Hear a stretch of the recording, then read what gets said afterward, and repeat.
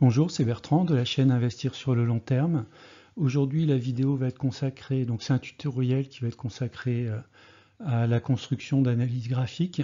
J'ai eu ce type de demande dans les commentaires, alors si vous êtes habitué à faire de l'analyse graphique, je pense que cette vidéo ne va pas vous intéresser. Par contre, si vous avez un niveau débutant ou vous souhaitez tout simplement savoir un petit peu comment moi je m'y prends pour construire mes analyses graphiques, qui me permettent notamment de déterminer des points d'entrée ou de sortie sur les différentes actions.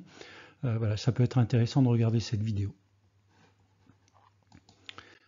Alors, avertissement, même si on ne va pas rentrer dans le détail sur on va dire sur le sujet même au niveau des actions, mais on va utiliser un exemple. Je ne suis pas conseiller financier, cette vidéo n'a pas pour but de vous proposer un placement financier ou un quelconque conseil d'achat, mais uniquement un but pédagogique et de partage. Vous restez responsable de vos investissements. Alors à l'agenda sur cette vidéo, donc on va d'abord comprendre en fait à quoi ça sert de faire des analyses graphiques quand on est un investisseur. Et puis je vais vous présenter ma méthode de construction, que j'appelle méthode de construction de base. C'est notamment comment déterminer les zones support et résistance. On va voir qu'il y a une très grande importance sur les unités de temps, mensuelles, hebdo, quotidiennes. Ensuite, en second lieu, donc comment rajouter des notions de droite de tendance ou de tendance de régression. Et on va voir comment on peut les utiliser aussi en croisement avec les zones de support et de résistance. Alors, l'analyse graphique, à quoi ça sert? Ce qu'il faut savoir, c'est que les analyses graphiques en bourse, c'est un outil important qui devrait être utilisé dans le cadre de l'analyse technique. En fait, c'est un composant de l'analyse technique. Alors, je ne suis pas un expert de l'analyse technique, donc je vais uniquement couvrir sur cette vidéo, donc on va dire les bases de l'analyse graphique. Qu'on soit débutant ou professionnel, les graphes font partie intégrante de la recherche des tendances du marché et de la prévision des mouvements. Effectivement, l'intérêt des graphes, en fait, c'est que ça permet de donner une idée d'une tendance. Par exemple, est-ce que globalement la tendance d'une action est à la hausse ou à la baisse? Ça, c'est les graphes qui permettent de le dire. L'analyse graphique peut être également utilisée pour analyser n'importe quel type de marché, que ce soit du forex, c'est-à-dire les marchés de devises, les actions, les matières premières. Moi, en l'occurrence, je n'utilise que sur le marché des actions. Alors, l'analyse graphique répond en partie à la question quand acheter ou vendre une action en bourse.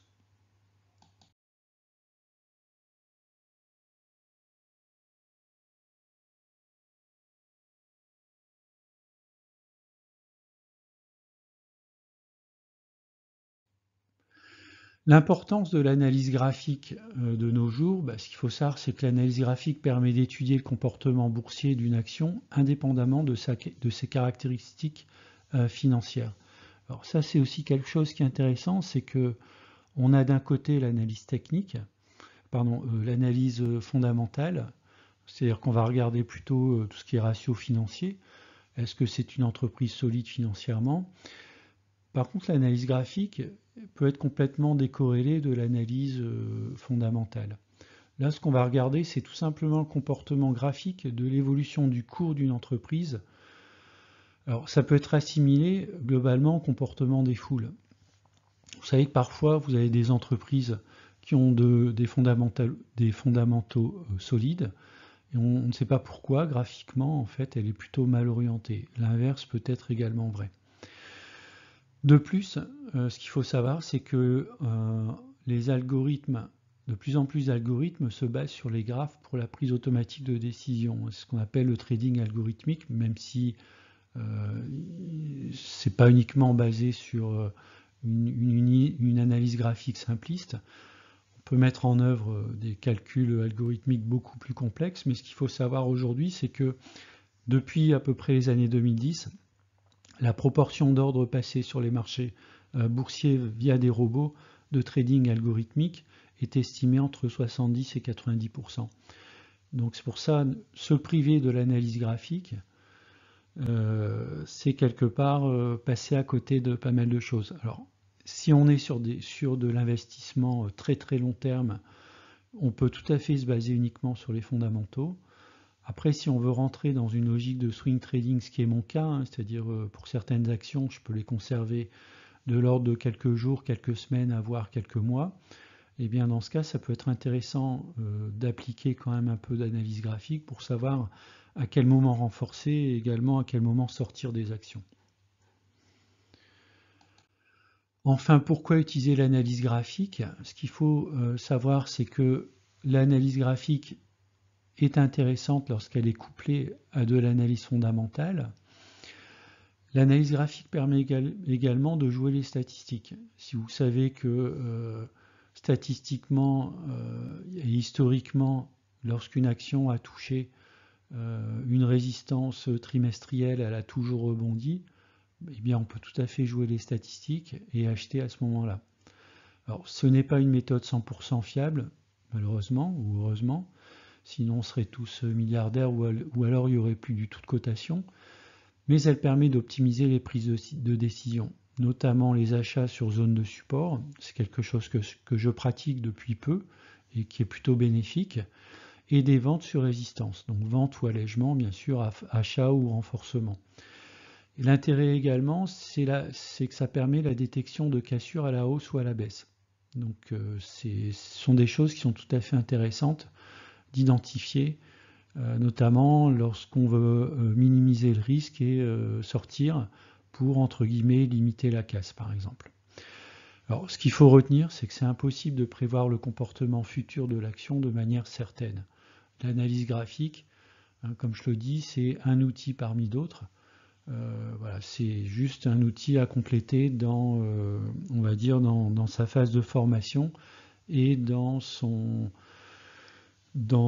activité au quotidien d'investisseur. Alors, si on prend un exemple, en fait, vous voyez, par exemple, quand je présente la société Ruby, donc j'ai fait une analyse graphique qui me permet d'identifier donc des zones de support et de résistance. Jouer sur des couleurs, hein, on voit par exemple la couleur rose pour le mensuel, la couleur bleue pour l'hebdomadaire, mais là on ne le voit pas, et potentiellement une autre couleur pour les supports et résistances quotidiennes. J'utilise également les droites de tendance ou la régression linéaire pour identifier par exemple des canaux. On voit par exemple ici dans son couloir descendant, on voit que l'action Ruby a touché plusieurs fois le haut de son couloir, le bas de son couloir, même parfois l'a enfoncé, mais pour y retourner par la suite. Donc ça peut être intéressant de croiser à la fois l'utilisation des supports et des résistances avec l'utilisation de droites de tendance ou de canaux. Alors maintenant, on va rentrer dans le concret. Quelle méthode on va utiliser au niveau graphique? Eh bien, en 5 points. Premièrement, identifier les zones de support et résistance au niveau mensuel. Ensuite, identifier les zones de support et de résistance au niveau hebdomadaire. Ensuite, identifier les zones de support, de résistance au niveau quotidien. Donc c'est une sorte de top-bottom, c'est-à-dire top-down, pardon. Donc on part d'un niveau d'agrégat le plus général au niveau mensuel. On pourrait tout à fait, même si on a une vision à très très long terme, démarrer sur de l'annuel ou du 6 mois. Bon, moi je me base d'abord sur du monthly, ensuite on descend à un niveau weekly et ensuite on descend à un niveau donc daily, quotidien. Alors l'astuce, on l'a vu sur mon exemple, c'est d'utiliser des couleurs différentes pour distinguer chacune des périodes. Une fois qu'on a fait ça, c'est déjà pas mal. On peut rajouter éventuellement l'identification des droites de tendance, s'il y en a bien sûr, des droites de tendance de type support ou de type résistance oblique. Alors, là, dans mon exemple, ce sera un support, mais ça peut être tout à fait une résistance en fait. Et enfin, utiliser la tendance de régression pour les canaux. Je vous propose de passer à la pratique directement sur donc TradingView. En l'occurrence, moi, c'est l'utilisation de l'interface TradingView qui est intégrée en fait dans Bourse Direct. Voilà, donc on va faire l'exemple avec la société Bouygues. Donc, alors dans mon exemple, je suis dans Bourse Direct. Alors j'ai tapé tout simplement Bouygues. Voilà, donc je sélectionne Bouygues. Ensuite, je vais aller dans l'onglet graphique. Voilà, et puis j'obtiens ici donc le graphique de l'évolution de la société Bouygues.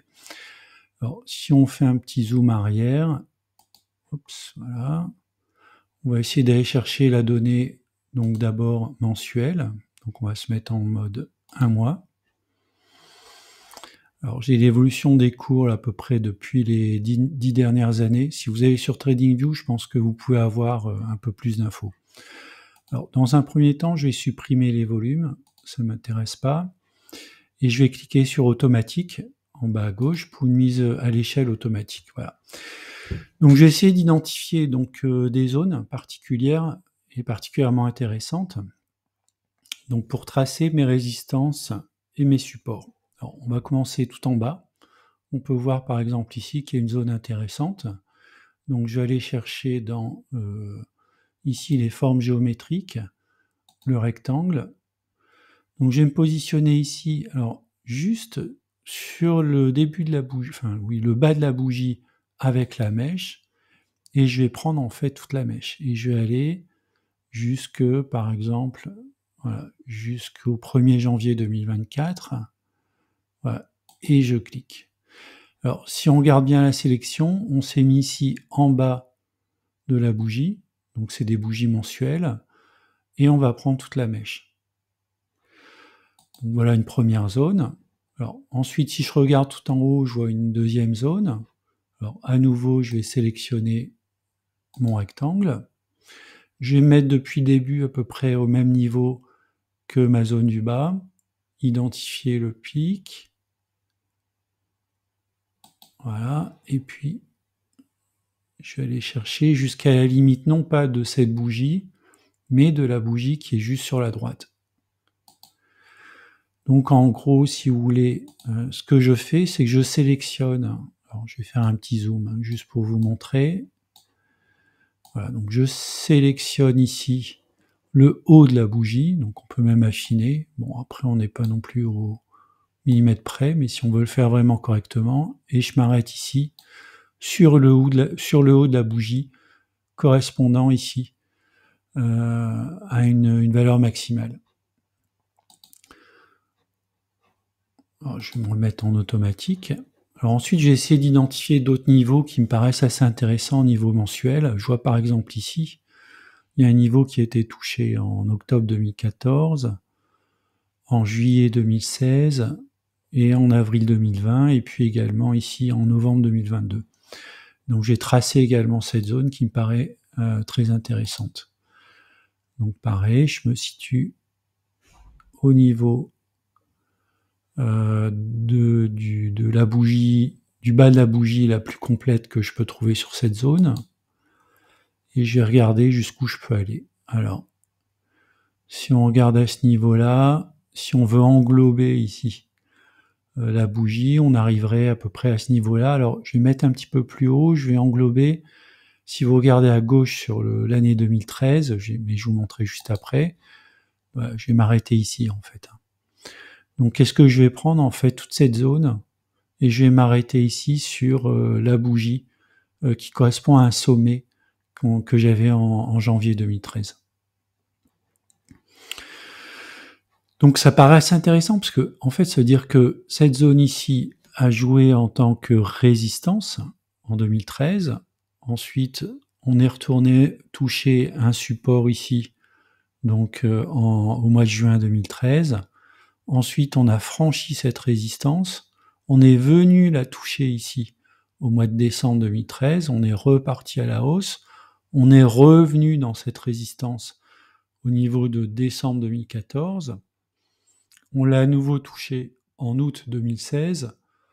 à nouveau en avril 2020 et quasiment également au mois d'octobre 2022, même si on n'y est pas tout à fait là, il y a une petite différence. Voilà, donc c'est une zone intéressante pour moi au niveau mensuel. On va essayer d'identifier d'autres zones. On voit ici qu'il y a effectivement une 4e zone. Alors je vais me mettre ici sur le niveau le plus haut. Puis j'ai essayé de rechercher donc un niveau qui me paraisse intéressant. Alors ça pourrait être voilà, ce niveau-là. Voilà, alors petite explication. Je vais juste mettre aligné pour que ça fasse un peu plus joli. Voilà, donc là j'ai aligné mes zones sur l'ensemble de la période. Alors pourquoi je me suis arrêté ici? En fait, ça correspond ici à cette bougie du 1er mai 2017, voilà, qui est une bougie dont le corps s'arrête à ce niveau-là. Donc pourquoi c'est une zone intéressante? Puisqu'on a touché cette zone, donc c'était une résistance au 1er mai 2015, on l'a quasiment retouché au 1er janvier 2016, on l'a touché également le 3 avril 2017, et ensuite, hop, on l'a franchi pour aller toucher la résistance suivante. Donc la résistance est devenue support, mais en fait elle a été franchie à ce niveau-là, redevenue résistance, notamment plusieurs fois ici dans la période octobre 2019 à février 2020. Ensuite, on voit qu'on a touché donc un support qu'on a déjà tracé. On n'est pas retourné sur la résistance, et puis là, en fait, actuellement, on est plutôt en direction à nouveau du support vers les 25-26. Alors une fois que vous avez fait ça, vous pouvez sauvegarder. Donc je vais sauvegarder, je vais l'appeler par exemple dans mon cas Big MWD Trading. Alors pourquoi MWD? Donc Monthly, Weekly, Daily. Je précise les périodes que j'ai utilisées, et pour moi, bon, alors je l'ai appelé Trading, on peut l'appeler comme on veut en fait. Je vais sauvegarder, voilà, automatique. Ensuite, je vais passer à une échelle un petit peu plus petite. Donc, je suis passé du mois, maintenant je vais passer à la semaine. Alors, la semaine va me permettre d'identifier peut-être des niveaux que j'ai pas vus au niveau mensuel et qui me paraissent intéressants au niveau hebdomadaire. Alors, ça peut être soit sur l'ensemble du graphe, soit ça peut être éventuellement sur une période plus récente. Donc, par exemple ici, on pourrait identifier ici une zone. Paraît pas forcément évident. Moi, ce qui va m'intéresser maintenant, c'est me focaliser sur une période plus récente. Par exemple, sur depuis 2020, voir un petit peu ce qu'a fait l'action Bouygues. Essayer d'identifier des zones. Là, j'en vois clairement une. Alors, je vais aller sur rectangle. Je vais dessiner ma zone. Donc, je vais prendre le haut de la mèche, ici, et puis aller chercher le corps. Le premier corps que je rencontre, qui correspond aussi à cette mèche. Et là, ce que je vais faire, c'est changer de couleur. Donc, je vais passer au bleu, par exemple, pour identifier qu'on est plutôt au niveau de la semaine.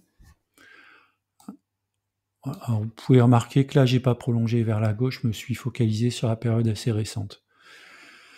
On peut essayer d'aller reconnaître d'autres zones. Alors, ce qui m'intéresse, ça peut être par exemple cette zone ici. Hop. Voilà, donc je vais aller chercher la zone à ce niveau-là. Et là, je vais essayer d'aller chercher le bas, voilà, par exemple, le bas de la mèche sur laquelle je dessine ma zone. En fait, ça correspond à la mèche ici du 7 mars 2022. Voilà, je vais sauvegarder, donc ça me paraît assez intéressant. Peut-être qu'on va voir ici également une petite zone ici. Donc là, éventuellement, alors soit je la trace en weekly, soit éventuellement je la tracerai plutôt en daily, parce on se rapproche en fait, on est plutôt dans cette zone du mois d'avril, même si ça me paraît quand même intéressant de la faire en weekly. Bon, je vais la faire en weekly, hop, rectangle, donc le haut de la mèche, et je vais chercher un bas ici de la mèche. Alors, Mon haut de la mèche, où est-ce qu'il est? Il est ici. Et le bas de ma mèche, il est à peu près au niveau du début du corps ici, à ce niveau-là.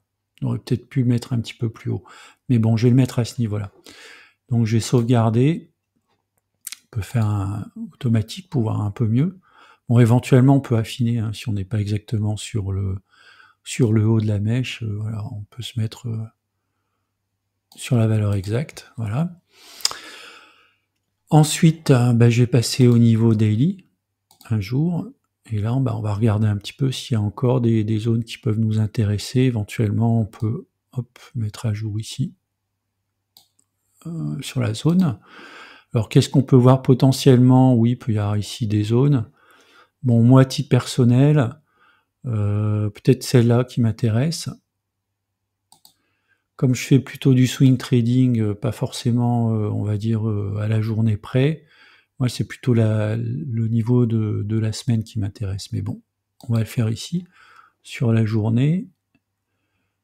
Voilà, on peut peut-être inclure ici ce niveau-là. Et en termes de couleur, donc je vais encore changer de couleur pour identifier qu'on est sur le niveau de la journée.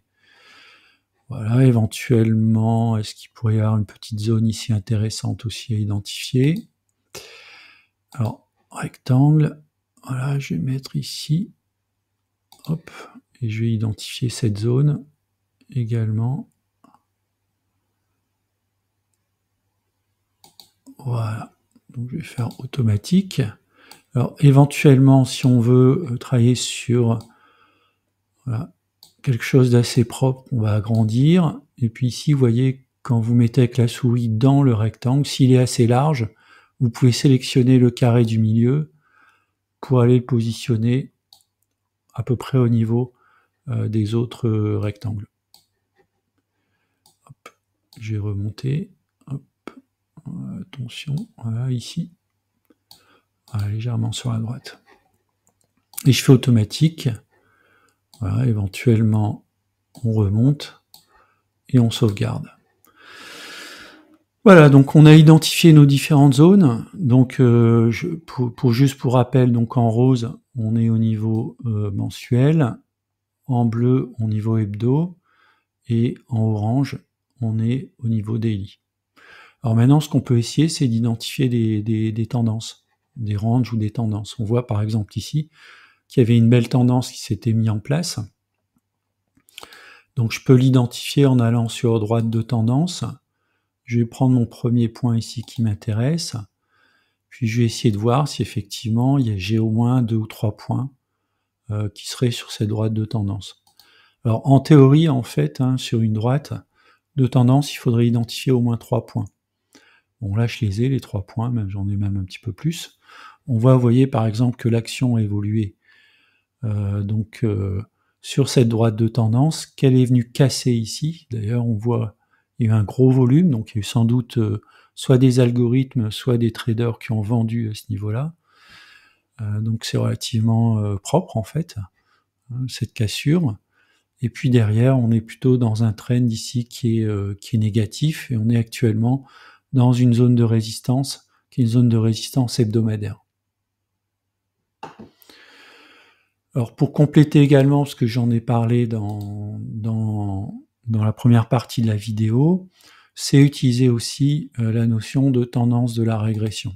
Donc, ce qui peut être intéressant par exemple ici, c'est de se mettre à un niveau à peu près là, voilà, autour du 1er avril. Je vais jusqu'à aujourd'hui et je regarde un petit peu, éventuellement, si l'action évolue dans un canal qui pourrait être intéressant. Donc on va se mettre en mode automatique. On va élargir un peu. Voilà. Effectivement, hein, ça peut être intéressant. On voit, alors peut-être qu'on peut reculer encore un petit peu. On peut même aller peut-être un petit peu plus loin. Alors moi, ce que je regarde en fait, c'est le coefficient ici, 0,68, donc on est quand même assez loin. Je vais revenir un petit peu à ce niveau-là. 0,85, ça me paraît pas mal comme coefficient de corrélation. Vous voyez, on évolue quand même depuis le 14 avril 2023. on est sur du daily, ouais, sur une tendance qui est plutôt négative, hein, donc avec un coefficient de corrélation de 0,85, donc on est assez bien autour de cette valeur ici en pointillé au milieu en fait. Donc ça veut dire quoi? Ça veut dire que potentiellement, pour moi, une zone d'achat, bah, ça serait, alors je vais utiliser une forme par exemple ici, une ellipse. Pour moi ici, une zone d'achat intéressante, ce serait la convergence entre le canal baissier de cette droite de régression et puis la tendance négative ici du cours de l'action avec cette résistance dans cette zone. Donc si on veut l'identifier, voilà, on va faire ici un petit zoom et on va dire, bah voilà, moi cette zone ici, elle m'intéresse éventuellement pour rentrer. Donc je pourrais mettre un cours d'achat ici sur le bas de la zone, par exemple autour des 28,70 par exemple. Ce sera un bon prix pour moi pour entrer sur l'action Bouygues. Alors je vais sauvegarder. Donc ce qui me permet à tout moment en fait de pouvoir revenir. Alors si vous utilisez TradingView, vous pouvez sauvegarder également. Moi je suis dans Bourse Direct, ce qui permet de revenir à tout moment en fait sur l'action. Voilà. En résumé, si on regarde un petit peu, donc qu'est-ce qu'on a vu sur la vidéo? Donc on a vu comment identifier les zones de support et résistance au niveau mensuel. On a vu comment identifier les zones de support et résistance au niveau hebdomadaire et également au niveau quotidien. On a notamment vu comment tracer ces différentes zones en utilisant des couleurs différentes, hein, donc ça c'est la petite astuce. On a vu également quel pouvait être l'intérêt d'identifier des droites de tendance, ce que je vais appeler des supports ou des résistances obliques. Et enfin, comment utiliser également la tendance de régression pour les canaux. Voilà, j'espère que cette vidéo vous a aidé à en voir un petit peu plus clair. Et puis, vous pouvez également maintenant vous entraîner à réaliser vous-même vos analyses graphiques. Voilà, je vous remercie d'avoir regardé la vidéo et je vous dis à bientôt. Au revoir.